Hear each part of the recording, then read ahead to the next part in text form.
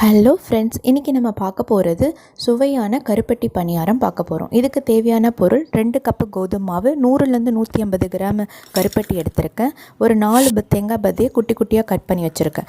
முதல்ல நம்ம கருப்பட்டியை உடச்சிக்கணும். உடச்சிட்டு ஒரு பேனில் போட்டு அது முழுகிற அளவுக்கு தண்ணி ஊற்றி அதை நல்லா கரைய விடணும். பாகு பதத்துக்கெலாம் எடுக்க வேணாம், கரைஞ்சால் மட்டும் போதும். கொஞ்சமாக ஃப்ளேவருக்காக ஏலக்காய் தூள் சேர்த்துருக்கேன். அது கரைஞ்சதை எடுத்து நம்ம வடிகட்டி வச்சுக்கணும். ஸ்டெயின்லெஸ் ஸ்டீல்ஸ் வடிகட்டி யூஸ் பண்ணுங்கள் ஃப்ரெண்ட்ஸ். அப்போ அதுக்கு டஸ்ட் பார்ட்டிகல்ஸ்லாம் தனியாக வடிகட்டியில் நின்றுடும். நம்மளுக்கு ஒன்லி வெல்லம் தண்ணி மட்டும் கிடைக்கும். அந்த தண்ணியை எடுத்து நம்ம கோதுமை மாவில் தேங்காவையும் மிக்ஸ் பண்ணிவிட்டு தண்ணியும் எடுத்து நம்ம வெல்லம் தண்ணி எடுத்து ஊற்றி மிக்ஸ் பண்ணி இட்லி மாவு பதத்துக்கு நம்மளுக்கு அந்த மாவை நல்லா நம்ம கரைக்கணும். உங்களுக்கு கரைக்க கஷ்டமாக தான் நீங்கள் விஸ்க்கு கூட யூஸ் பண்ணி நீங்கள் கரைக்கலாம்.